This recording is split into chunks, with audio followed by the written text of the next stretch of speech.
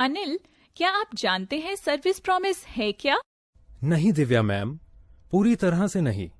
मुझे service promise के बारे में थोड़ा बहुत ही पता है। तो मैं आपको स्पष्ट रूप से समझाती हूँ। सर्विस प्रॉमिस यानी सेवा का वादा कस्टमर को आश्वासन देना है कि सही समय के भीतर उत्पाद की सुनिश्चित क्वालिटी और क्वांटिटी को पहुंचाया जाएगा।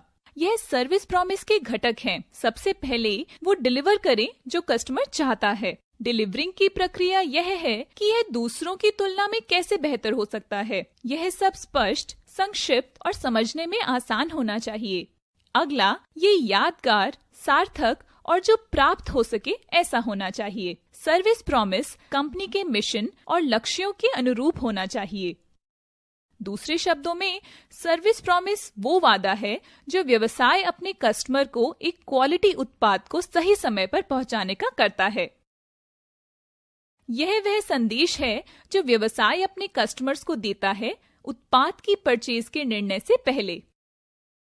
सर्विस त्रिकोण में 3 आयाम शामिल हैं, जो हैं इंटरनल मार्केटिंग, एक्सटर्नल मार्केटिंग और इंटरैक्टिव मार्केटिंग। आप सर्विस त्रिकोण में कंपनी, कर्मचारियों और कस्टमर्स के संबंध को भी नोटिस कर सकते हैं। इसमें कहा गया है कि कंपनी कस्टमर से वादा करती है, लेकिन ये वादे कर्मचारियों द्वारा ही पूरे किए जाते हैं। यदि कंपनी अपने कर्मचारियों की देखभाल करती है, तो उनके कर्मचारी एक्सटर्नल मार्केटिंग द्वारा कंपनी की ओर आकर्षित होने वाले कस्टमर्स की देखभाल करने के लिए और लगन से काम करने की अधिक संभावना रखते हैं। मैम, क्या सर्विस प्रॉमिसेस एक एंटरप्रेन्योर के लिए इतने महत्वपूर्ण हैं? बिल्कुल अनिल, किसी भी एंटरप्रेन्योर को सर्विस प्रॉमिसेस के लिए लक्ष्य निर्धारित करना चाहिए। लक्ष्य निर्धारित शुरू होता है सेवाओं में निरंतरता को प्रोत्साहित करके, इसके बाद फायदेमंद मानकों की पहचान करके, उसके बाद परफॉर्मेंस की मेजरमेंट को सक्षम करें। ग्राहक को संतुष्ट करने के लिए ये बहुत महत्वपूर्ण है कि ग्राहकों की अपेक्षाएं पूरी हों। सर्विस डिलीवरी को सर्विस प्रॉमिस जितना या उससे ज्यादा होना चाहिए। सर्विस प्रॉमिसेस ग्राहकों और कर्मचारियों दोनों को लक्ष्य निर्धारित करने में सक्षम बनाते हैं। ग्राहकों को उनकी अपेक्षाओं और कर्मचारियों के लिए लक्ष्य को पूरा करने के संदर्भ में। जैसे कि सर्विस प्रॉमिसेस ग्राहकों से संवाद किए गए संदेशों के माध्यम से डॉक्यूमेंट किया जाता है। वे सुनिश्चित करते हैं कि अपेक्षाएं निरंतर रहें। कर्मचारियों को यह सुनिश्चित करना होता है कि बाहरी संचार झूठे साबित ना हो। उन्हें लगातार उन तक पहुंचना होता है। ग्राहक जानते हैं कि यदि व्यवसाय सर्विस प्रॉमिसेस से बेहतर परफॉर्म करते हैं तो उनको पुरस्कृत करना चाहिए, और जैसे कि वे किए गए वादों की कर्मचारियों की परफॉर्मेंस से लगातार तुलना करते हैं। परफॉर्मेंस को आसानी से मापा जा सकता है।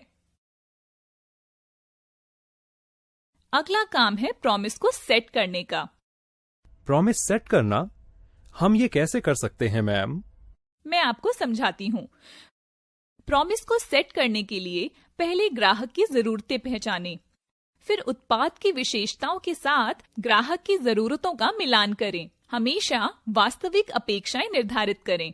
इन उम्मीदों में ट्रेडिशनल मार्केटिंग कम्युनिकेशन शामिल है, जैसे बिक्री और प्रचार, विज्ञापन और इंटरनेट और वेबसाइट संचार। प्रॉमिसेस को सेट करने के लिए कंपनियों को ग्राहकों की जरूरतों के साथ साथ उनकी खुद की क्षमताओं को पहचानना होगा और उनका मिलान कराना होगा। एक बार जब वे ग्राहक की विभिन्न आवश्यकताओं को हल करने वाली उत्पाद विशेषताओं को खोजने में सक्षम होते हैं, तब उन्हें यह सुनिश्चित करने की आवश्यकता है कि ग्राहकों को एक मैसेज दिया जाए कि ये सर्विस उन्हें सभी चैनलों पर, सभी स्तरों पर वितरित किया जा सकता है। इसके बाद आता है प्रॉमिसेस यानी वादों को सक्षम करना। प्रॉमिसेस को सक्षम करने के लिए सही लोगों को काम पर रखना होगा। फिर सर्विस को डिलीवर करने के लिए रिक्रूट्स को प्रशिक्षित और विकसित करना होगा। आपको कर्मचारी सशक्तिकरण के बारे में भी जांच करनी होगी। ये पुरस्कार और प्रोत्साहन के साथ उचित टेक्नोलॉजी और उपकरण प्रदान करके प्राप्त किया जा सकता है। जो वादे किए गए हैं वे केवल तभी दिए जा सकते हैं जब कर्मचारी इन वादों को पूरा करने में सक्षम हो। अगला है प्रॉमिस को डिलीवर करना। वादों को पूरा करने के लिए किसी को क्या करना चाहिए मैम? प्रॉमिस को डिलीवर करने के लिए आपको आवश्यकता होगी सेवा उत्कृष्टता, विश्वसनीयता, जवाबदेही, सहानुभूति, आश्वासन, टैंजिबल्स और ग्राहक अनुभव। ग्राहक को सर्विस से संतुष्ट महसूस करवाने के लिए यह आवश्यक है कि सर्विस प्रदाता विश्वसनीय, उत्तरदायी, सहानुभूतिपूर्ण हो और ग्राहक को आश्वस्त करें। सर्विस के टैंजिबल कंपोनेंट्स सर्विस के अनुभव को बढ़ाने के लिए डिजाइन किए गए हैं। ग्राहक का अनुभव इस बात पर निर्भर करता है कि जब ग्राहक विभिन्न बिंदुओं पर व्यवसाय के साथ बातचीत करता है तो कंपनी द्वारा तय किए गए वादे पूरे हुए हैं या नहीं। अगर सर्विस अपेक्षाओं को पूरा करती है तो ग्राहक संतुष्ट है। यदि सर्विस का अनुभव उतना अच्छा नहीं है जितना कि इससे उम्मीदें थी, ग्राहक असंतुष्ट है। लेकिन यदि सर्विसेज का अनुभव ग्राहक की अपेक्षाओं से अधिक है तो वह खुशी का अनुभव करते हैं।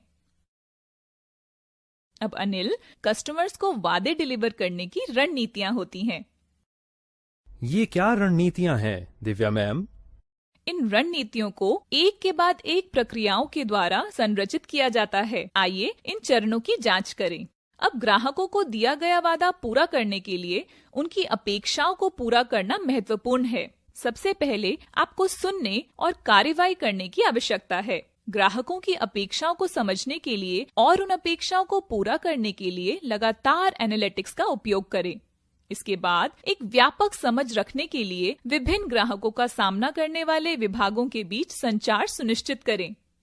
अगर कोई प्रॉमिस पूरा नहीं हो पाता तो माफी मांगे और ग्राहक को इसे अपने नोटिस में लाने के लिए धन्यवाद दें और उनकी उम्मीदों से परे जाकर उन्हें पुरस्कृत करें। ग्राहकों को समझाने और स्टैंडर्ड्स को स्थापित करने के लिए कर्मचारियों को शामिल करें। अपनी योजनाओं का लगातार अभ्यास करें। कर्मचारियों को पुरस्कृत करें और पहचानें। यदि आवश्यक हो तो स्टैंडर्ड्स फिर से अपडेट करें और अपडेट करे स्टैंडर्ड्स को ट्रेन करें। अनिल, क्या आप जानते हैं कि एक एंटरप्रेन्योर को ग्राहकों की जरूरतों की पहचान क्यों करनी चाहिए? बहुत स्पष्ट रूप से नहीं, क्या आप इसे समझा सकती हैं मैम? सबसे पहले उपभोक्ताओं के लिए जरूरतें उपयुक्त हैं, न कि उत्पाद।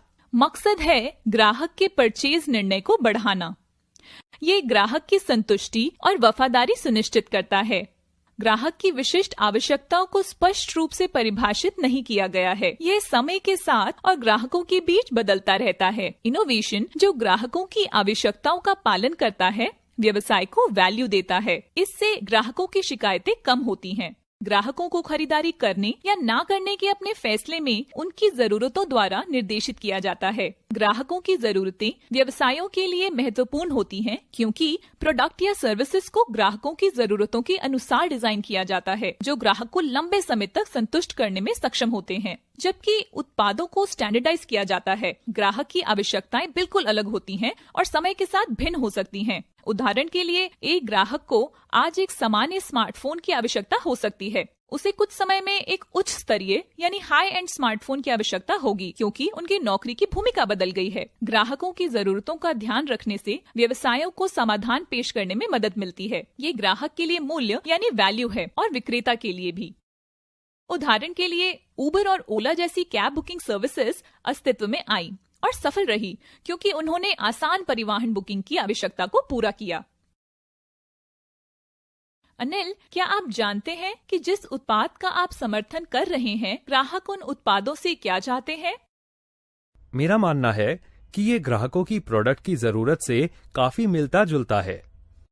बहुत सी चीजें और उनमें से ज्यादातर चीजें छिपी हुई होती हैं। ग्राहक की उत्पादों से क्या जरूरतें हैं, ये व्यवसाय के लिए एक महत्वपूर्ण कारक है। उसके लिए हमें कई चीजों को जानना होगा। इन बहुत सी चीजों को कार्यक्षमता के साथ शुरू किया जा सकता है। क्या ये समस्या को हल कर रहा है? फिर कीमत, क्या ये बजट में फिट बैठता है? अगला सुविधा है, क्या ये एक सुविधाजनक उपाय है? उपयोगकर्ता का अनुभव कैसा है? फिर आता है डिजाइन, विश्वसनीयता, परफॉर्मेंस और अनुकूलता। अंत में आती है दक्षता यानी एफिशिएंसी। क्या उत्पाद उपयोग करने के लिए कुशल है? ग्राहकों को उत्पाद से कार्यात्मक समाधान की आवश्यकता होती है, जैसे कि अगर ग्राहक को फोन से अच्छी पिक्चर्स की आवश्यकता है तो क्या उत्पाद में अच्छी कैमरा क्वालिटी है? ये खरीद करने के लिए सुविधाजनक होना चाहिए और उपयोग का अनुभव विश्वसनीय होना चाहिए, उम्मीदों पर खरा होना चाहिए और ग्राहकों द्वारा उपयोग किए जाने वाले अन्य उत्पादों के साथ कंपैटिबल होना चाहिए। उदाहरण के लिए, आप जिस नए ऐप को बेचने की कोशिश कर रहे हैं वे ग्राहक के ऑपरेटिंग सिस्टम जैसे कि एंड्रॉयड, विंडोज या iOS के साथ कंपैटिबल होना चाहिए। क्या कर्मचारी ग्राहक की तरह सोच रहा है कि ग्राहकों को मुख्य रूप से सर्विसेज में क्या चाहिए? उदाहरण के लिए, यदि कोई ग्राहक किसी जरूरी लेन देन के लिए बैंक में जाता है और वहां कर्मचारी अन्य उत्पादों को बेचने की कोशिश करता है तो ग्राहक निराश महसूस करता है और स्थिति को कंट्रोल में नहीं पाता। इसलिए कर्मचारियों को ग्राहक के प्रति सहानुभूति रखकर कार्य करने की आवश्यकता होती है। यह उचित शर्तों को सुनिश्चित करता है, उत्पाद से संबंधित निर्णयों में पारदर्शिता लाता है और ग्राहक को प्रोडक्ट या सर्विस विकल्पों के बारे में ठीक से शिक्षित करता है। ग्राहक की सेवाओं से आवश्यकताओं के बारे में चर्चा करते हैं। मेरा मानना है कि ये ग्राहकों की प्रोडक्ट की जरूरत से काफी मिलता जुलता है। नहीं, सर्विसेज से ग्राहकों की जरूरतें बिल्कुल अलग हैं। मैं आपको समझाती हूँ। सबसे पहले है सहानुभूति। क्या कर्मचारी ग्राहकों को समझते हैं? फिर आती है निष्पक्षता। क्या ग्राहकों के लिए उचित शर्तें हैं? साथ ही आपको पारदर्शिता यानी ट्रांसपेरेंसी की जांच करनी चाहिए। क्या ऑर्गेनाइजेशन प्रोडक्ट संबंधी निर्णय के बारे में पारदर्शी है? एक एंटरप्रेन्योर को जानने के लिए आवश्यक कारकों का अगला स्तर नियंत्रण, विकल्प और जानकारी है। क्या ग्राहक सशक्त महसूस करता है? ऑप्शंस के रूप में क्या उनके पास विकल्प या इसके और प्रकार हैं? जानकारी के रूप में क्या ग्राहक प्रोडक्ट या सर्विस के बारे में शिक्षित महसूस करता है?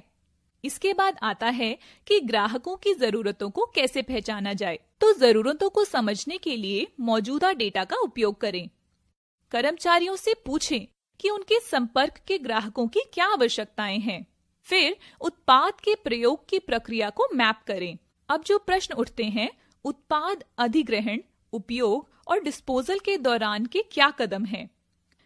फिर आता है कि पेन पॉइंट्स क्या हैं। ये ग्राहक को देखकर और ग्राहक को इंटरव्यू करके किया जा सकता है। उसके बाद आपको एक सर्वेक्षण करने की आवश्यकता होती है और ग्राहक की जांच के लिए एक डायरी भी रखनी होती है। डायरी को बनाए रखा जाना चाहिए रूट समस्या की पहचान करने के लिए, ना कि लक्षणों की। पूछिए क्यों, मीन्स एंड विश्लेषण, प्रतियोगी विश्लेषण और ग्राहक आवश्यकता विश्लेषण की जांच करें। ग्राहकों की जरूरतों की पहचान करने के लिए व्यवसायों को पहले से मौजूद डेटा जैसे कि ग्राहक समीक्षा, शिकायत और प्रतिक्रिया के साथ शुरू करना चाहिए। तब व्यवसाय को पहले उन लोगों से बात करके ग्राहकों की जरूरतों को बारीकी से समझने की कोशिश करनी चाहिए जो ग्राहकों के संपर्क में हैं, जैसे कि सेल्स के व्यक्ति। फिर ग्राहकों की स्वयं जांच करें और यह समझने की कोशिश करें कि कोई ग्राहक आपके उत्पाद क्यों खरीदे और उसका उपयोग कैसे करेगा। जब विशेषताओं, लाभों और मूल्यों की बात आती है तब कंपनी को इस मामले को ध्यान से देखना चाहिए। इस प्रक्रिया में व्यवसायों को वास्तविक कारणों को समझने पर ध्यान केंद्रित करना चाहिए और ग्राहक की बातचीत की प्रक्रिया में विभिन्न पॉइंट्स को मैप करना चाहिए और ग्राहक की जरूरतों को पूरा करने के लिए पेन पॉइंट्स को उपयोग करना चाहिए। अनिल, क्या आप जानते हैं कि एक ग्राहक वैल्यू को कैसे परिभाषित करता है? ग्राहक की नीड स्टेटमेंट लिखना? हम ये कैसे करते हैं मैम? एक ग्राहक यूनिवर्सल एक्सेप्टेंस को देखते हुए वैल्यू को परिभाषित करता है। यहाँ जो प्रश्न उठ सकते हैं वे यह है कि क्या उत्पाद ग्राहकों के बीच और समय के साथ साथ अच्छा काम कर रहा है? क्या ये कार्रवाई योग्य है? क्या यह स्पष्ट और उद्देश्यपूर्ण है? क्या यह सिर्फ जरूरत के बारे में बताता है और समाधान के बारे में नहीं? मूल्य यानी वैल्यू को ग्राहक के दृष्टिकोण से प्रभाषित और मापा जाना चाहिए, नहीं तो ये छिपे हुए अवसरों की पहचान करने और अन्य मार्केटिंग और विकास की गतिविधियों को करने के लिए एक बेकार इनपुट है। भौगोलिक स्थान, लिंग और आय स्तर की परवाह किए बिना सभी ग्राहकों के लिए इसकी परिभाषा रेलेवेंट होनी चाहिए। किसी उत्पाद की मूल आवश्यकता को समय के साथ जल्दी जल्दी नहीं बदलना चाहिए या यह एक ऐसा लक्ष्य होगा जो हिट करना असंभव है। सिर्फ यह पता लगाना है कि उत्पाद अधिक विश्वसनीय, आरामदायक या उपयोग करने में आसान होना चाहिए। इनपुट जो प्रत्येक ग्राहक अलग अलग परिभाषित करता है, इंजीनियरों और डिजाइनरों के कार्य का मार्गदर्शन करने के लिए बहुत कम है। यदि आप वैल्यू नहीं माप सकते तो आप ये नहीं जान पाएंगे कि क्या आप वैल्यू बनाने की दिशा में हैं। ग्राहक की आवश्यकता सटीक और पर्याप्त होनी चाहिए ताकि जो भी इसे पढ़े वह अपने अर्थ की व्याख्या पर पहुंचे। एक बिन पूरी हुई आवश्यकता को हम नहीं पहचान सकते अगर उसी में समाधान है। अब आइए सीखते हैं कि ग्राहक की नीड स्टेटमेंट कैसे लिखते हैं। ग्राहक की नीड स्टेटमेंट लिखना, हम ये कैसे करते हैं मैम? मैं आपको समझाती हूँ। ग्राहक की जरूरतों को उस काम के रूप में लिखा जाना चाहिए जिसे वे करना चाहते हैं। नीड स्टेटमेंट में टेक्नोलॉजी, प्रोडक्ट या सर्विस सुविधा का समाधान शामिल नहीं होना चाहिए। नीड स्टेटमेंट संक्षिप्त होना चाहिए और अस्पष्ट नहीं होना चाहिए। साथ ही साथ यह एक समय में एक जैसा होना चाहिए। ये नीड स्टेटमेंट डिजाइन, मूल्य प्रस्ताव की पहचान और बेचने के लिए इनपुट की तरह काम करता है। आपको ये याद रखना चाहिए कि कोई ऐसा कंसिस्टेंट स्टैंडर्ड नहीं है जो केवल एक तरह की आवश्यकता को परिभाषित करता है। उसका उद्देश्य, संरचना, सामग्री और प्रारूप क्या होना चाहिए। हालांकि कंपनियां ग्राहकों से बात करती हैं, लेकिन उनके द्वारा इकट्ठा किए गए इनपुट्स उद्देश्य, संरचना, सामग्री और प्रारूप में भिन्न होते हैं, जो परिवर्तनशीलता को लाता है और ये नवाचार प्रक्रिया को पटरी से उतार सकता है। इसके बाद उत्पाद से ध्यान हटाकर उस कार्य के एग्जीक्यूशन के लिए किए गए प्रयासों पर ध्यान केंद्रित करना महत्वपूर्ण है जो प्रोडक्ट या सर्विस ग्राहक के लिए करना चाहता है। समाधान ऐसे साधन हैं जिनके द्वारा अपूर्ण आवश्यकताएं संतुष्ट की जा सकती हैं। इसलिए समाधान स्वयं नीड स्टेटमेंट का हिस्सा नहीं हो सकते। नीड स्टेटमेंट में ऐसे शब्द शामिल नहीं होने चाहिए जिनकी व्याख्या ग्राहक जनसंख्या या कंपनी के भीतर कार्यात्मक क्षेत्रों में अलग अलग तरीके से की जा सकती है। इसे आवश्यक स्टेटमेंट के इरादे के अनुसार असहमति हो सकती है। किसी भी क्रिया, वस्तु या गतिविधि के लिए एक जैसे शब्दों का प्रयोग अलग अलग स्टेटमेंट में किया जाना चाहिए और एक कंसिस्टेंट फॉर्मेट में होना चाहिए। अब अनिल, आइए ग्राहक की जरूरतों को हल करना सीखें। हाँ मैम, क्या आप बता सकती हैं कि ग्राहक की जरूरतों को हल करने के क्या मापदंड हैं? मैं इस क्षेत्र की कुछ आवश्यकताओं का वर्णन करती हूँ। ग्राहकों की जरूरतों का हल करने के लिए सबसे पहले कोई भी कम्युनिकेशन गैप नहीं होना चाहिए।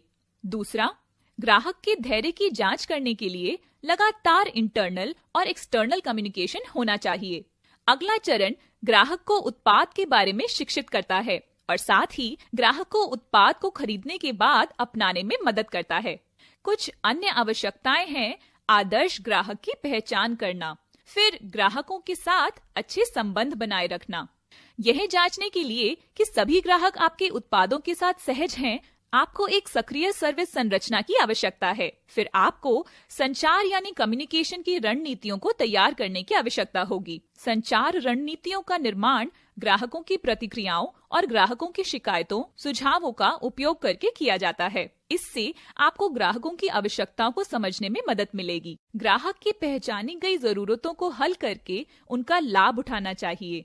व्यवसाय प्रोडक्ट इनोवेशन के माध्यम से ग्राहकों की जरूरतों को पूरा करने की कोशिश करते हैं, जबकि सभी ग्राहकों को ऐसे समाधानों की आवश्यकता नहीं होती। उन्हें यह सुनिश्चित करने की आवश्यकता है कि प्रोडक्ट या सर्विस के बारे में कम्युनिकेशन द्वारा इनकंसिस्टेंट आवश्यकताओं का निर्माण ना करें और यह सुनिश्चित करें कि ग्राहक को इस बात की जानकारी हो कि प्रोडक्ट या सर्विस उनकी किन आवश्यकता को पूरा कर सकता है। हालांकि कंपनियों को ग्राहक संबंध बनाने की कोशिश करनी चाहिए, लेकिन उन्हें ऐसा केवल उन ग्राहकों के साथ करना चाहिए जो व्यवसाय के लिए मूल्यवान हो। यह भी ध्यान रखें कि सभी ग्राहक व्यवसाय के लिए महत्वपूर्ण नहीं होते, इसलिए उन ग्राहकों को पहचानने की जरूरत है जो लॉन्ग टर्म में मूल्यवान होंगे और उन्हें पेश किए जाने वाले उत्पाद की जरूरत हो सकती है। यह इस धारणा को सामने लाता है कि क्या ग्राहक प्रोडक्ट या सर्विस द्वारा प्रदान की जा रही वैल्यू के लिए भुगतान करने को तैयार है। अनिल, इतना जानने के बाद मैं सभी कारकों को एक साथ लाना चाहूंगी ताकि आप कारकों का बेहतर विश्लेषण कर सकें। ये बहुत अच्छा रहेगा दिव्या मैम। सभी ग्राहकों को किसी की जरूरत होती है जो उन्हें सफल इनोवेशंस के बारे में बता सके। सबसे पहले प्रोडक्ट और सर्विस विशेषताओं से ग्राहक की क्या जरूरतें हैं इसको स्पष्ट करें। अगला, ग्राहक की जरूरतों की पहचान करने के लिए उत्पादन फ्लोर में सेल्स टीम या कर्मचारियों से सेकेंडरी डेटा प्राप्त करें। ग्राहक टच पॉइंट पर कर्मचारियों का उपयोग करें। ग्राहक से उत्पाद की आवश्यकताओं के बारे में पूछें जो आप उन्हें बेच रहे हैं। उसके बाद प्रतियोगी और उनके उत्पादन का विश्लेषण करें जिनका वे समर्थन कर रहे हैं। प्रतियोगी विश्लेषण के बाद आपको अपने कर्मचारियों को ग्राहक की जरूरतों को स्पष्ट रूप से परिभाषित करने की आवश्यकता है। काम का अगला स्तर वैल्यू को सॉल्व करना है। उसके लिए आपको कंसिस्टेंट होने की आवश्यकता है। उसके लिए आप ग्राहक को शिक्षित कर सकते हैं और उनके साथ लंबे समय तक चलने वाले संबंध बना सकते हैं। कुल मिलाकर व्यवसायों के लिए ग्राहकों की जरूरतों की पहचान करना महत्वपूर्ण है, क्योंकि ये जरूरतें ही इनोवेशंस और मौजूदा उत्पादों के साथ ग्राहकों की संतुष्टि को बढ़ावा देते हैं। इन जरूरतों की पहचान के लिए व्यवसाय को सेकेंडरी डेटा और ग्राहक या प्रतिस्पर्धी से प्राप्त डेटा दोनों का उपयोग करना चाहिए। एक बार जब इन जरूरतों की पहचान हो जाती है, तब उन्हें स्पष्ट रूप से परिभाषित किया जाना चाहिए और जो ग्राहक की वैल्यू के लिए होते हैं, उन्हें लगातार हल किया जाना चाहिए। अब हम चर्चा करते हैं कि प्रश्नों को सुना कैसे जाए। क्या ग्राहकों के सवालों को सुनने की भी कोई प्रक्रिया होती है मैम? हाँ है, मैं आपको उसके बारे में बताती हूँ। प्रश्नों को सुनने में शामिल है एक्टिव यानी सक्रिय सुनना, ग्राहक की शारीरिक भाषा देखना और प्रश्न के स्वर और भावनाओं को समझना। प्रश्न के इरादे को समझने पर ध्यान दें। यदि आवश्यक हो तो पुष्टि करने के लिए आप प्रश्न को दोहरा सकते हैं। यदि प्रश्न स्पष्ट नहीं है तो स्पष्टीकरण के लिए पूछें। एक बार जब आप प्रश्न को समझ गए हैं तो पुनः वाक्यांश दें और पूछें कि आपने प्रश्न को सही ढंग से समझा है कि नहीं। अब आपको उत्तर तैयार करने की आवश्यकता है। प्रत्याशित प्रश्नों के लिए बने बनाए उत्तर तैयार रखें। फिर उत्तर देने के लिए आवश्यक जानकारी प्राप्त करने का होमवर्क करें। आपको सकारात्मक रहने की आवश्यकता है, भले ही प्रश्न जटिल हो। आप दूसरों के बारे में बात करके शुरू कर सकते हैं जिनके पास भी समान प्रश्न थे। आश्वस्त करें कि आपके पास इसका उत्तर या समाधान है। उत्तर बताएं और पॉइंट पर रहें। उन सवालों के जवाब ना दें जो ग्राहक ने पूछे ही ना हो। इसके बाद उन चिंताओं और शिकायतों का सामना करना पड़ता है जो कि महत्वपूर्ण फीडबैक हैं उत्पाद, सेवा या सूचना के बारे में। चिंताओं और शिकायतों को समझने की कोशिश करते हुए ये ग्राहक को समझने का भी एक अवसर है। इस अवसर का उपयोग वफादार ग्राहक बनाने के लिए किया जा सकता है या इस अवसर का उपयोग प्रोडक्ट या सर्विस को बेहतर बनाने के लिए किया जा सकता है। इस अवसर का उपयोग सकारात्मक प्रचार के लिए भी किया जा सकता है। अब जैसे रोकथाम इलाज से बेहतर है, शिकायतों का विश्लेषण करने के बाद आप समझ सकते हैं कि समस्या की प्रकृति, आवृत्ति और गंभीरता भविष्य में इसे बेचने में मदद कर सकती है। चिंता को बढ़ाने से बेहतर है समय रहते चिंता का शमन। यदि विश्लेषण से भी समस्या को नहीं बचाया जा सकता है तो इसे संभालने की प्रक्रिया ग्राहक की नकारात्मकता को कम करने में मदद करेगी। किसी स्थिति को बेहतर ढंग से संभालने के लिए आपको ग्राहक द्वारा सामना की गई कठिनाइयों के लिए माफी मांगने की जरूरत है और उसके बाद आपको ग्राहक को एक समाधान खोजने और प्रदान करने की आवश्यकता है। चिंता या शिकायत सुनने से यह जांचने में मदद मिलती है कि समाधान काम करता है या नहीं, क्योंकि अंतिम उद्देश्य ग्राहक को प्रसन्न करना है। अब आइए जानते हैं कि आपत्ति से कैसे निपटें। अधिकांश आपत्तियां सवालों या चिंताओं के रूप में आती हैं। पहले ग्राहक को सुनें और पुष्टि करें कि आपके उत्पाद ने इसी तरह की स्थितियों में दूसरों की मदद की है। ग्राहकों का विश्वास जीतने के लिए ग्राहक को प्रशंसा पत्र और रेफरेंसेस प्रदान करें जहां भी संभव हो। आपत्ति उनकी इच्छा और भागीदारी का संकेत है। समझें कि ग्राहक आखिर चाहता क्या है। प्रोडक्ट या सर्विस की सच्ची उम्मीदें निर्धारित करें और उन्हें डिलीवर करें। जब आपके खुद के व्यवसाय की बात आती है तो आपको मिलने वाले सामान्य प्रश्नों को सूचीबद्ध करें। फिर इन सवालों के जवाब बनाएं। सवालों के जवाब देने की एक प्रक्रिया बनाएं। पिछले अनुभवों के आधार पर बार बार आने वाली चिंताओं और शिकायतों को सूचीबद्ध करें।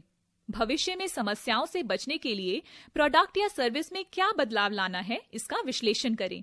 बची हुई शिकायतों के लिए समाधान की एक प्रक्रिया बनाएं। अंत में शिकायतों और चिंताओं के समाधान के लिए एक प्रक्रिया बनाएं, जैसे सुनना, माफी मांगना, समाधान प्रदान करना, पालन करना और प्रसन्न करना। अनिल, एक सफल एंटरप्रेन्योर के रूप में आपको ग्राहक को सही विकल्प चुनने में भी मदद करनी होगी।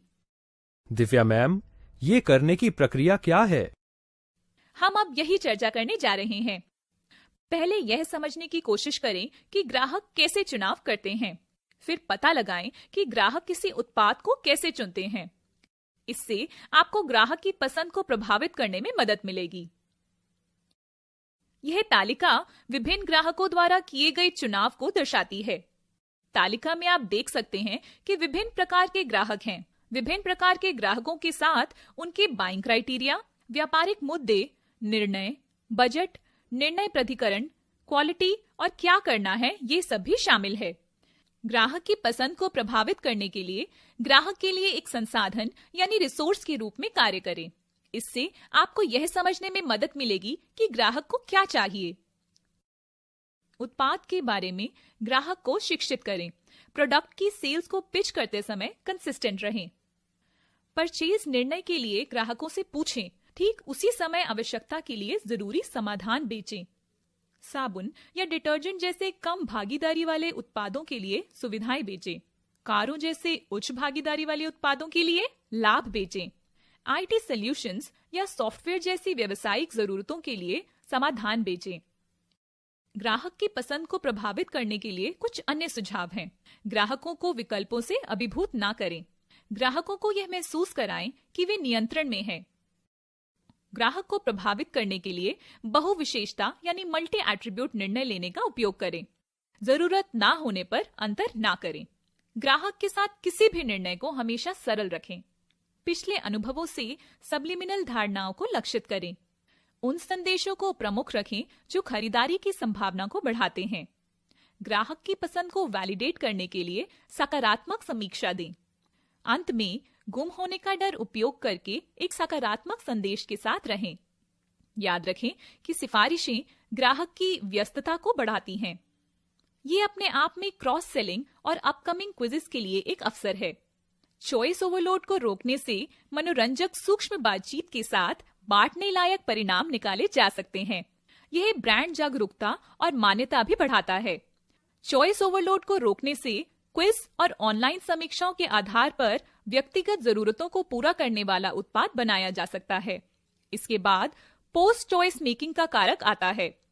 ग्राहक को उनके परचेज डिसीजन के बारे में खुशी महसूस कराएं। चुनाव के बाद की अवधि में उनके प्रयासों को कम से कम करें। उन्हें अच्छा और खास महसूस कराएं। ग्राहक को सहज रखने के लिए उन्हें मान्यता प्रदान करें। हमेशा संपर्क में रहने की कोशिश करें। विशेष अवसरों पर उनके साथ अलग अलग प्लेटफॉर्म्स पर बातचीत करें। ग्राहकों की पसंद को प्रभावित करने वाले कारकों को समझें। ये विभिन्न प्रकार के उत्पादों और विभिन्न प्रकार के ग्राहकों के लिए अलग अलग होगा। ग्राहक को सर्वोत्तम सर्विस प्रदान करें, खरीदारी के पहले, दौरान और बाद में भी। विभिन्न चैनलों और स्रोतों के माध्यम से ग्राहक तक पहुंचें और हर समय ग्राहकों की भावनाओं को समझना ना भूलें। अब हम सेल्स पिच बनाने की कला सीखते हैं। मैम, हम ऐसी सेल्स पिच कैसे बना सकते हैं जो ग्राहकों को आकर्षित करे?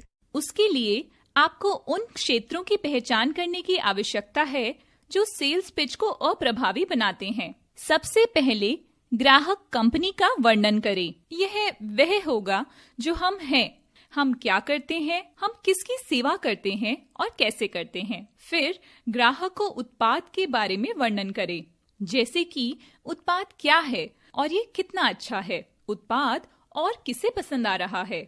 यदि आप ग्राहक का विश्वास जीत सकते हैं तो यह आपके लिए एक उपलब्धि, मान्यता और सफलता भी होगी। एक विशेष सेल्स पिच के लिए एक महत्वपूर्ण चीज है सिलेक्टिव यानी चयनात्मक सुनना। सूचना में कोई थकान नहीं होनी चाहिए। यदि ग्राहक रुचि नहीं दिखाता तो यह विक्रेता के फोकस में स्पष्टता की कमी के कारण है। अगले सेल्स पिच को ड्राफ्ट करने से पहले पूछें कि दर्शक कौन है। फिर उनकी पृष्ठभूमि को समझने की कोशिश करें और वे क्या करते हैं। अगला यह समझने की कोशिश करें कि वे किसे या कब बेचते हैं। फिर समझने की कोशिश करें कि उनकी प्रक्रियाएं क्या हैं। तब आप समझ सकते हैं कि उनकी समस्या क्या है। जब आप उनकी समस्याओं को समझेंगे तो आप जान पाएंगे कि उनकी जरूरतें क्या हैं। आप यह भी पता लगा सकते हैं कि इन जरूरतों से क्या मुद्दे उठ रहे हैं। इससे हम इस प्रश्न पर आएंगे कि आप उनकी मुश्किलों को हल करने में कैसे मदद कर सकते हैं। आपका प्रोडक्ट या सर्विस उनकी आवश्यकताओं को हल करने में कैसे मदद कर सकते हैं। यह एक अच्छी सेल्स पिच की संरचना है। यह सभी स्टेप बाय स्टेप होता है। पहले हुक आता है, फिर उद्देश्य, रोड मैप, समस्या, समाधान, उत्पाद, सारांश, फिर हम ही क्यों, और अंत में व्यवसाय की प्रकृति क्या है। मैम, हमें ग्राहकों को आकर्षित करने के लिए कैसा प्रलोभन देना चाहिए? अच्छा सवाल है। तो अब मैं आपको एक अच्छा हुक बनाने की रणनीतियों के बारे में बताती हूँ। मैं आपको बाकी के स्ट्रक्चर्स के बारे में भी बताती हूँ। क्लाइंट के साथ एक निर्विवाद और महत्वपूर्ण सच से शुरुआत करें। उदाहरण के लिए, एक ग्राहक जो अपनी सभी गतिविधियों के लिए टेक्नोलॉजी का इस्तेमाल करता है, ये कहकर शुरुआत करें कि टेक्नोलॉजी ने हमारे जीवन को एकदम बदल दिया है। फिर एक विपरीत बात कहकर ग्राहक को आश्चर्यचकित कर दें। यह बताएं कि निरंतर कॉल्स, मेल्स सभी एक दुश्मन की तरह हैं। उन्हें समझाइए और अपना समाधान जो आप उन्हें देने जा रहे हैं उनके दिमाग में डाल दीजिए। उदाहरण के लिए, टेक्नोलॉजी पर आधारित कम्युनिकेशन ने कम्युनिकेशन से मानव स्पर्श को छीन लिया है और सभी को एक तरह से देखता है, और इसीलिए हमें ऐसे विकल्पों की आवश्यकता है जो वास्तविक वार्तालाप करने में मदद करें। अब इस विषमता को ठीक करने के लिए क्लाइंट से एक निर्विवाद और महत्वपूर्ण सत्य के साथ शुरू करें। उदाहरण के लिए, एक ग्राहक जो इवेंट वीडियोग्राफी करता है, उसको ये कहें कि ड्रोन ने इवेंट्स को बेहतर डिटेल्स में कैप्चर करने में मदद की है। फिर क्लाइंट की चिंताओं के बारे में भी कुछ कहें। उदाहरण के लिए, ड्रोन का दुर्घटनाग्रस्त होना एक बार बार होने वाली घटना है और दोनों ही चीजों में खरीदार का बहुत खर्चा होता है, चाहे वो ड्रोन की लागत हो या फिर महत्वपूर्ण डिटेल्स को कैप्चर ना कर पाना। फिर इसके समाधान को बताएं जो बाद में आप उन्हें विस्तार से समझा सकते हैं। उदाहरण के लिए, ड्रोन के उपयोगकर्ताओं को एक छोटे से प्रशिक्षण की आवश्यकता होती है जिससे वह बेहतर तरीके से इसे इस्तेमाल कर सकते हैं और इसे जितना हो सके दुर्घटनाग्रस्त होने से रोक सकते हैं। इसके बाद आती है कहानी। ऐसी कहानी के साथ शुरू करें जहां एक समस्या थी, फिर समस्या का समाधान कैसे किया गया ये समझाएं। एक असंबंधित प्रश्न से शुरू करें, जैसे कि आपका पसंदीदा टीवी शो क्या है? अभी की समस्या इससे जोड़ें। चापलूसी के रूप में ग्राहक की प्रशंसा के साथ शुरू करें, यह स्थापित करते हुए कि आपको उनकी सेवा करने में बेहद रुचि है। उद्देश्य और रोड मैप इस बारे में है कि ग्राहक को आपकी प्रेजेंटेशन यानी प्रस्तुति को सुनने से क्या मिलता है। उदाहरण के तौर पर, कैसे आजकल टेक्नोलॉजी के चलते बातचीत में कोई वास्तविकता नहीं है। यह कहकर फिर अनुसरण करें कि आज हम चर्चा करेंगे कि टेक्नोलॉजिकल प्लेटफॉर्म्स पर व्यावसायिक बातचीत को वास्तविक कैसे बनाया जा सकता है। यह आपको XYZ तरीकों से मदद करेगा। फिर जल्दी से रोडमैप की मुख्य प्रस्तुति दें और उसमें कितना समय लगेगा ये समझाएं। समस्या और समाधान को संभालने के लिए समस्या की अपनी समझ को प्रस्तुत करें। उन्हें समस्या को परिभाषित करने के लिए कहें। उनकी आवश्यकता को समझने के लिए प्रश्न करें। उनके इनपुट्स को इकट्ठा करते हुए उनकी आवश्यकता का वर्णन करें। आदर्श समाधान क्या होना चाहिए इसकी जांच करें। अच्छे से समझाएं कि आपको क्या लगता है कि एक आदर्श समाधान होना चाहिए। आदर्श समाधान के विवरण पर सहमति लें। उत्पाद के विवरण और सारांश के बारे में शुरू करें कि जैसे उत्पाद प्रदान किया जा रहा है वो समाधान के लिए फिट बैठता है। समाधान का वर्णन करें, उत्पाद की विशेषताओं का नहीं। अन्य ग्राहकों के लिए समान समस्याओं को हल करने वाली कहानियों का उपयोग करें। यदि उपलब्ध हो तो उत्पाद का वर्णन करने वाले प्रशंसा पत्र का उपयोग करें। परिभाषित जरूरतों को सारांशित करें, समाधान वर्णन करें और आवश्यकता के साथ उत्पाद फिट करें। जब ये इस बात पर आता है कि हम ही क्यों, तो पुरस्कार और मान्यताओं से शुरू करें।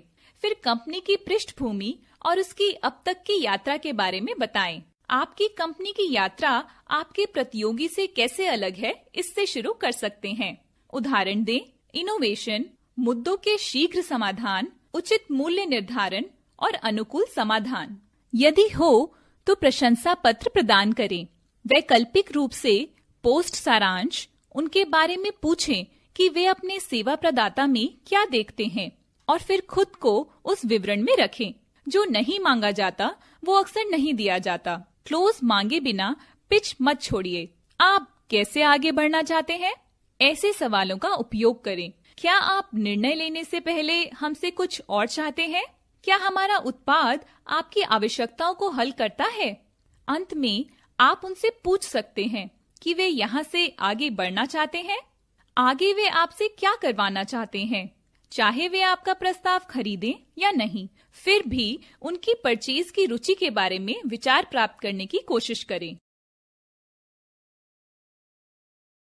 अब देखते हैं कि मार्केटिंग की चुनौतियां और समाधान क्या हैं।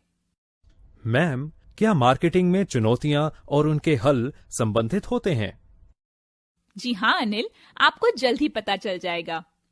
अब हम व्यवसायों द्वारा सामना की जाने वाली प्रमुख मार्केटिंग चुनौतियों की पहचान करते हैं और उन्हें इन चुनौतियों का सामना करने के लिए समाधानों से लैस करते हैं। सबसे पहले, सभी ग्राहक मैनेजिंग कस्टमर हेट्रोजेनी यानी प्रबंध ग्राहक विषमता के अनुसार भिन्न होते हैं। सभी ग्राहक ग्राहक गतिशीलता के प्रबंधन के अनुसार बदलते हैं।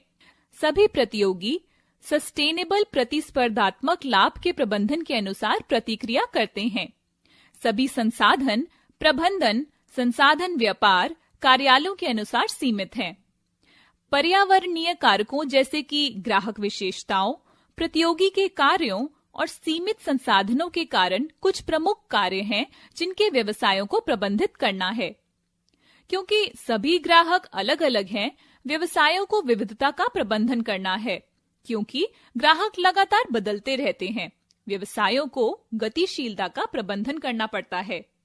क्योंकि प्रतिस्पर्धी समान संसाधनों और ग्राहक आधार के लिए लड़ते हैं, व्यवसायों को समान संसाधन आधार के साथ प्रबंधन करना पड़ता है और स्थायी लाभ का निर्माण करना पड़ता है। मार्केटिंग चुनौतियां यातायात और लीड पैदा करने के साथ शुरू होती हैं। फिर मार्केटिंग गतिविधियों पर रिटर्न को भी देखना होगा। कुछ अन्य चुनौतियां पर्याप्त बजट, वेबसाइट प्रबंधन, व्यवसाय की जरूरतों के लिए सही तकनीक, अंतर्राष्ट्रीय सामग्री निर्माण और टीम को प्रशिक्षित करने के लिए सुरक्षित हैं। सबसे चुनौतीपूर्ण कार्य जो मार्केटर्स को सामना करना पड़ता है वह ग्राहक की पहचान करने और उस ग्राहक को आकर्षित करने में सक्षम होने के साथ संबंधित होता है, जैसे कि मार्केटिंग गतिविधियों पर निवेश रिटर्न कमाता है। यह चुनौतियां सभी प्लेटफॉर्मों में व्याप्त हैं और जैसा कि आज के डिजिटल युग में किसी भी व्यवसाय के लिए दर्शक अंतर्राष्ट्रीय हैं, फर्मों को ऐसी सामग्री की आवश्यकता होती है जो अंतर्राष्ट्रीय दर्शकों को लक्षित और कार्य करती हो। फिर मुद्दे भी हैं। ट्रैफिक और लीड जनरेट करते समय मांग कैसे बनाएं, इस पर समस्याएं हैं। विकल्पों की विस्तृत एरे को देखते हुए फोकस क्षेत्रों की पहचान करना मुश्किल है। ग्राहकों की जरूरतों की पहचान करके अच्छी गुणवत्ता वाले उत्पाद का पता लगाना एक और चुनौती है, क्योंकि आपको इसे दर्शकों के नोटिस को लक्षित करने के लिए भी लाना होगा। मार्केटिंग गतिविधियों पर रिटर्न में भी समस्याएं हैं। इन मुद्दों में से एक है, हर मार्केटिंग गतिविधि पर निवेश को ट्रैक करना मुश्किल है। आप मार्केटिंग और ग्राहक संबंध प्रबंधन या CRM सॉफ्टवेयर के बीच लूप बनाकर मार्केटिंग गतिविधियों और बिक्री परिणामों को जोड़कर कार्रवाई कर सकते हैं। पर्याप्त बजट सुरक्षित करना एक और मुद्दा है। छोटे संगठनों के लिए मार्केटिंग गतिविधियों के लिए धन प्राप्त करना मुश्किल है। इसके लिए आप ROI की गणना करने या निवेश पर वापसी करने, सफल इनबाउंड मार्केटिंग बनाने या कुशल मार्केटिंग रणनीति द्वारा कार्य करने जैसी कार्रवाई कर सकते हैं। वेबसाइट प्रबंधन भी लेखन और सामग्री प्रबंधन जैसे मुद्दों का सामना करता है।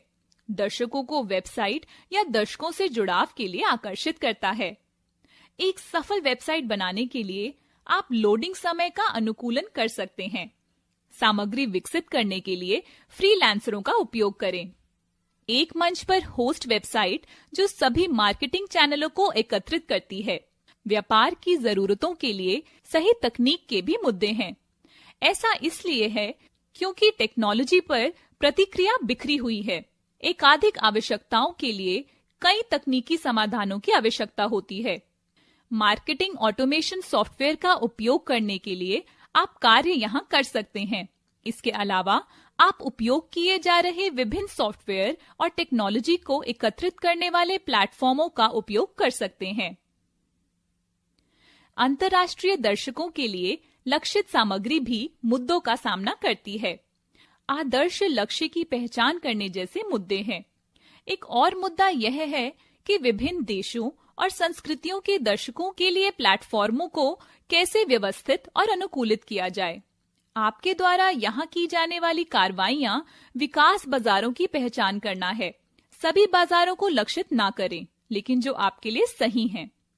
अंतर्राष्ट्रीय दर्शकों के लिए स्थानीय रुझानों का भी पता लगाएं और एकत्रित करें। टीम को प्रशिक्षित करते समय आप जिन मुद्दों का सामना कर सकते हैं वे तकनीक के रूप में अप्रचलित हो रहे हैं और रुझान जल्द ही अप्रचलित हो जाते हैं। अलग अलग समय और सांस्कृतिक संदर्भों में प्रासंगिक प्रशिक्षणों की पहचान करना भी मुश्किल है। यहाँ आप टीम की वर्तमान स्थिति और आवश्यक सुधारों का मूल्यांकन करने जैसे कार्रवाई कर सकते हैं। आप यह भी पहचान सकते हैं कि किसे पहचानना है और किसे कोच करना है। अंत में इसे सभी को एक साथ लाना है और ग्राहक का ध्यान आकर्षित करना है। सार्थक जुड़ाव और विकास को आगे बढ़ाएं। सही समय पर सही लोगों तक पहुंचाएं। प्राथमिकताओं को पहले सेट और फॉलो करें और खुद को अलग करें। इसके अलावा एक अभियान को जरूरत के हिसाब से रोक दें। अनिल, आपको यह भी पता होना चाहिए कि किसी प्रोडक्ट के सफल होने के लिए आपको मेल खाते हुए समाधान के साथ साथ कॉन्टैक्ट्स भी चाहिए। मैचिंग सॉल्यूशन और कॉन्टैक्ट ये हम कैसे प्राप्त कर सकते हैं मैम? किसी भी उत्पाद के सफल होने के लिए उसे बाजार में फिट होना चाहिए। किसी समाधान के सफल होने के लिए ग्राहक की आवश्यकताओं को पूरा करना होगा, विशेष रूप से उनके लक्ष्यों को। सेल्स मैनेजमेंट और मार्केटिंग लीडरशिप के लिए यह जिम्मेदारी है कि वह यह सुनिश्चित करे कि वे बाजार और ग्राहक के साथ उत्पादों और समाधानों का मिलान करने के लिए सर्वोत्तम प्रथाओं का विकास करें। सबसे पहले आपको ग्राहक की वर्तमान स्थिति को समझने की आवश्यकता है। पहचानें कि ग्राहक कैसे काम करते हैं और वे कौन से समाधान हैं जो वे अभी उपयोग करते हैं। ग्राहक क्या उपयोग करता है? अगला, क्या प्रक्रियाएं हैं? खरीद की मात्रा, खरीद की लागत क्या है? फिर समस्या की पहचान करें। ग्राहक की स्थिति के आधार पर उनकी स्थिति में पेन पॉइंट्स की पहचान करें। उसके बाद समस्या को फंसाने का समय है। ग्राहक की जरूरत के समाधान में यह पेन कैसे प्रकट होते हैं, इन समस्याओं के कारण ग्राहक क्या करता है। तब आप जरूरत को समझ पाएंगे। पहचानें कि ये क्या है कि ग्राहक को इन समस्याओं को हल करने की आवश्यकता है। सेल ग्राहक के बारे में है, इसलिए ग्राहकों के लिए पेन पॉइंट्स की पहचान करना और ये पेन पॉइंट किस स्तर पर ग्राहक को आपके उत्पादों को अपनाने के लिए प्रेरित करेंगे। ग्राहकों की जरूरतों के साथ उत्पादों का मिलान करने के लिए आवश्यक पहला कदम ग्राहक की जरूरतों की पहचान करना है। उपभोक्ताओं के मनोवैज्ञानिक, जनसांख्यिकीय और व्यवहार संबंधी आंकड़ों के आधार पर उन्हें अलग अलग समूहों में विभाजित किया जा सकता है। इन समूहों के लिए सामान्य आवश्यकताओं की पहचान करना आसान है। उन ग्राहकों का विश्लेषण करना जो विभिन्न पॉइंट्स पर चले गए और उनकी चिंता अन्य समान ग्राहकों की जरूरतों को समझने में मदद कर सकती है। संबंधित उत्पाद खरीद के आधार पर ग्राहकों की जरूरतों को पहचानें। जैसे कोई व्यक्ति जो स्मार्टफोन खरीद सकता है, समान गैजेट्स के लिए आकर्षित हो सकता है। यह सेल्स का एक पॉइंट हो सकता है। जब विक्रेता व्यक्तिगत रूप से ग्राहकों के साथ बातचीत करते हैं, तो ग्राहकों की जरूरतों को समझना, उन्हें सवाल पूछने और क्या क्यों से आगे बढ़ना संभव है। लेकिन जब अद्वितीय व्यक्तियों की बजाय एक व्यापक ग्राहक आधार के लिए समझने की आवश्यकता होती है, तो ग्राहक की जरूरतों की पहचान करने के विभिन्न तरीके होते हैं। माध्यमिक डेटा एक कुशल और लागत प्रभावी तरीका है, लेकिन किस पॉइंट पर सेकेंडरी डेटा का उपयोग किया जाएगा, यह अभी भी समझने की आवश्यकता है। अब कुछ पॉइंट्स ऐसे हैं जो ग्राहक के लिए मिलते जुलते समाधान देते हैं। ये पॉइंट्स क्या है मैम? ये पॉइंट्स हैं ग्राहक विशेषताएं, साइकोग्राफिक विशेषताएं, डेमोग्राफिक विशेषताएं, खरीदारी का इतिहास, खरीदारी की जगह, ईट और mortar store, online, telephonic, product और सर्विस विशेषताएं, उत्पाद के प्रकार, वेरिएंस, वॉल्यूम और क्वांटिटी, संगठन का लक्ष्य, ग्राहकों के प्रति वफादारी, सेल्स और रेवेन्यू में वृद्धि। ग्राहक के डेटा के आधार पर व्यवसाय सही समय पर और सही चैनल के माध्यम से ग्राहकों को अत्यधिक अनुकूलित समाधान प्रदान कर सकते हैं। अगला सबसे अच्छा ऑफर संगठन के लक्ष्यों और उसके उत्पाद की विशेषताओं के साथ ग्राहकों की विशेषताओं और उनके पसंद के चैनल का मेल कराता है। संगठन की विशेषताओं और ग्राहकों की आवश्यकताओं के बीच एक मिलान प्राप्त करने के लिए यह महत्वपूर्ण है कि व्यवसाय में इन चरणों का पालन करें। फर्म क्या हासिल करना चाहती है? उदाहरण के लिए, एक व्यवसाय जो बढ़ा हुआ रेवेन्यू चाहता है, वह उस रणनीति का उपयोग नहीं करेगा जो किसी फर्म में ग्राहक की वफादारी के निर्माण में उपयोग होती है। ग्राहक का डेटा विश्लेषण आवश्यकता की पहचान और भविष्य की खरीद की जरूरत को पहचानना है। ग्राहक का विश्लेषण प्रस्ताव को व्यक्ति के द्वारा या ऑनलाइन कब और कैसे पहुंचाना है, इसमें मदद करता है। ग्राहकों के साथ हुए अनुभवों से जाने, समस्याओं और क्षमताओं की पहचान करना, अनुभवों को बेहतर बनाने के प्रयोग। एनबीओज और न्यू बिजनेस अपॉर्चुनिटीज यानी नए व्यापार के अवसरों को एक खरीद, वफादारी या दोनों को प्रेरित करने के लिए डिजाइन किया गया है। वे उत्पाद, सेवाएं या संबंध हो सकते हैं। सेलिंग यानी बेचना केवल बिक्री करना नहीं है। ऐसे कई पॉइंट्स हैं जिन पर ध्यान देना चाहिए। ये पॉइंट्स क्या है मैम? ये सेलिंग पॉइंट्स हैं: प्रस्ताव को पेश करना, संदेह का समाधान, समापन, संबंध बनाना और जांच करना। एक एनबीओ का निर्माण व्यवसाय के लिए उपयोग किया जा सकता है जब सेल्स व्यक्ति प्रोडक्ट या सर्विस और सौदे को भी अच्छी तरह से बेच सकता है। बेचने में खरीद के पहले और बाद की प्रक्रिया शामिल है। ऑफर प्रस्तुत करते समय विशेषताओं का लाभों के साथ मिलान करें। यहाँ आपको उत्पाद विशेषताओं का वर्णन करने की आवश्यकता है। उन सुविधाओं से प्राप्त लाभों का वर्णन करें और इन लाभों को आवश्यकताओं से जोड़ें। उत्पाद को ग्राहक के लिए आकर्षक बनाएं। यदि संभव हो तो ग्राहक से उत्पाद को इस्तेमाल करने का प्रयास करें। यदि संभव हो तो उपयोग अनुभव के माध्यम से उन्हें समझाएं। ग्राहक की जरूरतों की पहचान करने की प्रक्रिया में सेल्स व्यक्ति ग्राहक को उनकी आवश्यकता के बारे में जानकारी देता है, पर यह तभी होता है जब उत्पाद को ऐसे प्रस्तुत किया जाए कि वह ग्राहक की आवश्यकताओं से मेल खाता हो। ऐसे में बेचना प्रभावी होता है। ग्राहक की शंकाओं का समाधान करने के लिए सेल्स व्यक्ति को उत्पाद या उसकी विशेषताओं के बारे में अच्छी तरह से पता होना चाहिए। ग्राहक अक्सर अन्य उपलब्ध विकल्पों के साथ उत्पाद की तुलना करते हैं और इन सवालों के जवाब देने के लिए सेल्स व्यक्ति को प्रतिस्पर्धी के बारे में भी जानकारी होनी चाहिए। ग्राहक की चिंताओं को समझने के लिए उनकी बात सुने। सेल्स के लोगों को ग्राहक को सक्रिय रूप से सुनने की जरूरत होती है और उनकी चिंताओं का जवाब देने से पहले उन्हें अच्छी तरह से समझें। जब आप उत्पाद को पहचानी गई जरूरतों के खिलाफ रखते हैं, तब ग्राहक को कुछ प्रश्न और चिंताएं हो सकती हैं। इस स्तर पर व्यवसायों को ज्ञान और कौशल दोनों की आवश्यकता होती है। सेल्स पूरी करने से पहले संदेह की पुनः पुष्टि करें। किसी भी अन्य संदेह के लिए एक बार उपभोक्ता से पूछें। खरीदारी के लिए ग्राहकों से एक अनुबंध की मांग करें। ग्राहक की खरीदारी करने में मदद करें। किसी भी तरह की मदद प्रदान कर सकते हैं, जैसे कि क्रेडिट या किश्तों का विकल्प। यदि कुछ अन्य उत्पाद ग्राहक को अभी या बाद में बेचे जा सकते हैं तो इसके बारे में बात करें। संदेह के समाधान के आधार पर ग्राहक या तो खरीदना पसंद करता है या नहीं। यह महत्वपूर्ण है कि सेल्स व्यक्ति ग्राहक को सेल्स के लिए कहे, क्योंकि अक्सर जो पूछा नहीं जाता वह दिया भी नहीं जाता। अब हम ग्राहकों के साथ संबंध बनाना और उसकी जांच करने के बारे में चर्चा करेंगे। ग्राहकों से एक अच्छा संबंध बनाने के मुख्य कारक क्या हैं, मैम? संबंध बनाने में कई पॉइंट्स हैं। कुछ हैं होम डिलीवरी यानी घर पर पहुंचाना, डेमोन्स्ट्रेशन यानी प्रस्तुति करना, खरीद के बाद संदेह संकल्प, वादे पर उधार, ग्राहक संतुष्टि की जांच करना, संपर्क बनाए रखना, विशेष अवसर की कामनाएं, सुझाव और प्रतिक्रियाओं के लिए पूछें। खरीद के बाद भी ग्राहक के साथ संबंध महत्वपूर्ण है, क्योंकि एक संतुष्ट ग्राहक सकारात्मक प्रचार करता है।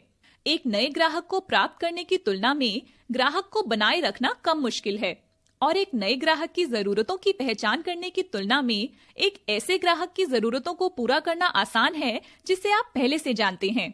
अपने व्यवसाय में हमेशा ग्राहक को सुनने और उनकी आवश्यकताओं की पहचान करें। जरूरतों के साथ उत्पाद का मिलान करने के लिए आपको एक समाधान बनाने की आवश्यकता है। ग्राहकों को समाधान के बारे में सूचित करें, उत्पाद के नहीं। उसके बाद संदेह को स्पष्ट करें और फिर खरीद के लिए पूछें। इसी तरह ग्राहक की सेवा खरीद के बाद भी करते रहें। अनिल, क्या आप जानते हैं कि व्यापार में मूल्य क्या है? नहीं मैम, क्या आप बता सकती हैं? मूल्य ग्राहक द्वारा निर्धारित किया जाता है, एक प्रोडक्ट या सर्विस के उपयोग के लिए जो हम उसे प्रदान करते हैं। यह ध्यान रखना महत्वपूर्ण है कि एक ही उत्पाद विभिन्न समूहों के लिए विभिन्न उद्देश्यों की पूर्ति कर सकता है। यह भी संभव है कि ग्राहक स्वयं किसी उत्पाद या विशेषता के मूल्य के बारे में सचेत रूप से नहीं सोचते या समझते। कोई पूछ सकता है कि मूल्य दृष्टिकोण को अपनाने से क्या फायदा है? जवाब यह है कि यह स्पष्ट भेदभाव करने में मदद करता है। ये ग्राहकों को यह समझाने में भी मदद करता है कि उन्हें कितना फायदा होता है। धन्यवाद दिव्या मैम, ये बहुत ही सूचनात्मक था। आपका हमेशा स्वागत है अनिल।